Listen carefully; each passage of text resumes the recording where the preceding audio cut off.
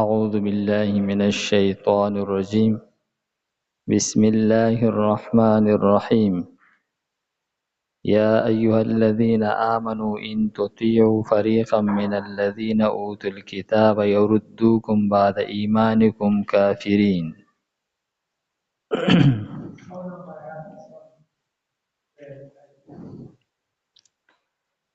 مخکې آیت مبارکه کې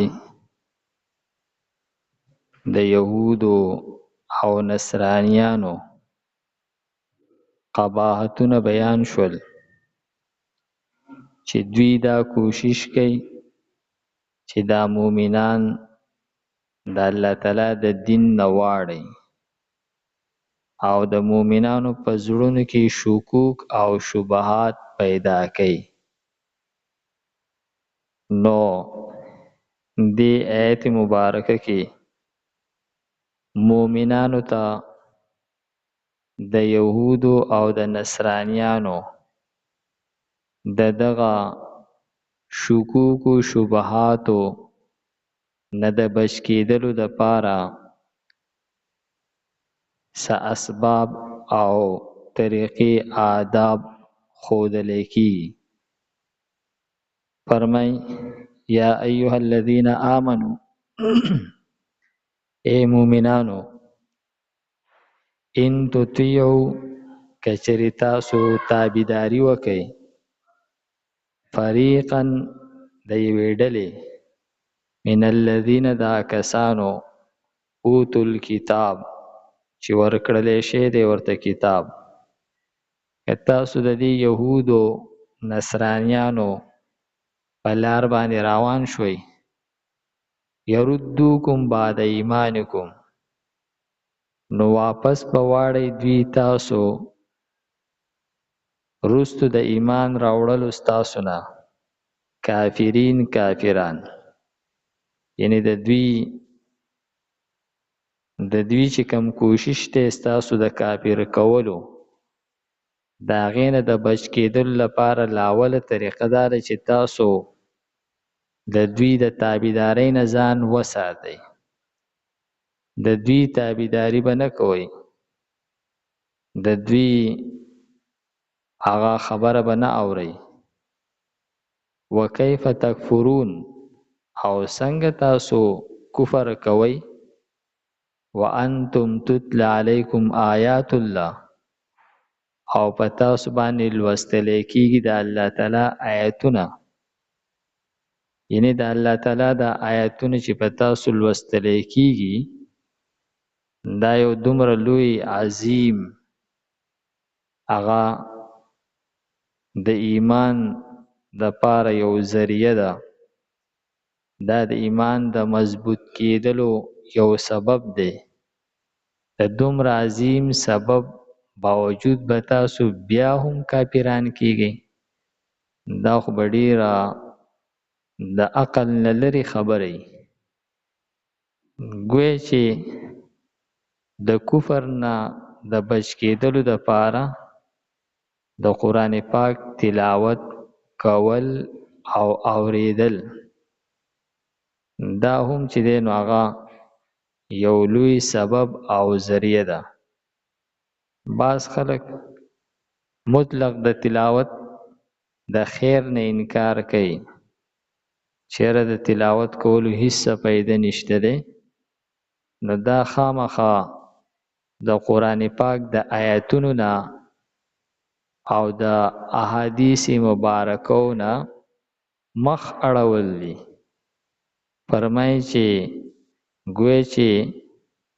د کفر نه د بچ کېدلو لپاره یو سبب او ادب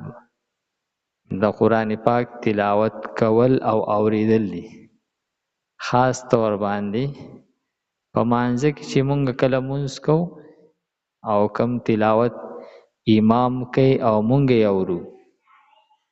یا مونږ مونځ کوو په خپله په دې مانځه کې دا تلاوت کوو، د دغه تلاوت یو اهمه فایده دا ده چې دا بنده د کفر نه بچ کوي. نو فرمایي چې د الله تعالی کتاب په تاسو باندې لوستلی کېږي. وفیکم رسوله او په تاسو کې د الله تعالی پیغمبر موجود دی تاسو څنګه چې کوم دی کفر کولای شئ نو د پیغمبر موجود کېدل دا د کفر نه د بچ کېدلو دپاره دویم سبب دی دا خو د پیغمبر په حیات کې هغه د پیغمبر د ذات سره هغه تعلق ودی او د پیغمبر د پردې کولو نه پس د پیغمبر سنت مبارکه هغه مراد دی گویا چې په تاسو کې د الله تعالی کتاب موجود دی قرآن پاک چې تاسو دای تلاوت کوئ هغې عمل کوئ او په تاسو کې د پیغمبر طریقه او سنت دا موجود دی نو چې تاسو کله د پیغمبر په دغه طریقه او سنت باندې عمل کوئ نو تاسو به د کفر نه بچ کیږئ دا دویم هغه سبب او ادب بیان کړل شو د کفر نه د بچ کېدلو ومن یعتصم بالله او چا چې منګولې خښې کړلې په دین د الله باندې دا دریم ادب ذکر کوي یو قرآن او سنت مبارکه شو دریم د الله تعالی دین چې دا دغه د قرآن او د سنتو نه چې څه تعلیمات هغه استنباط کړلی شی دی راویستلی شوي دي فقه نو فرمایي چې کله تاسو د الله تعالی په دین باندې منګولې خښې کړې فقط نو یقینا هدیه رهنمایي وکړلی شوه الی صراط مستقیم سمې لارې ته یعنی تاسو که د الله تعالی په دین باندې کلک شوئ مضبوط شوئ نو دا د نیغې لارې رهنمایي ده او په دې سره به تاسو د یهودو د نصرانیانو د دغه سازشونو نه بچ کیږئ یا ایها الذین آمنو ای مومنانو ان تطیعوا کچری تاسو تابعداري کوئ فریقا د یوې ډلې من الذین دا کسان نه اوتوا الکتاب چې ورکړلی شی دی ورته کتاب یردوکم واپس په واړئ تاسو بعد ایمانکم وروسته د ایمان ستاسو نه کافرین کافران وکیف او څرنګې تکفرون تاسو کفر کوئ وانتم او تاسو چې تتلا لوستلی شي علیکم په تاسو باندې آیات الله آیاتونه د الله تعالی وفیکم او په تاسو کې رسوله رسول د هغه دی ومن یعتصم او چا چې منګولې ولګولې بالله په الله باندې فقط نو یقینا هدیه رهنمایي وکړلی شوه د ده الی صراط مستقیم سمې لارې ته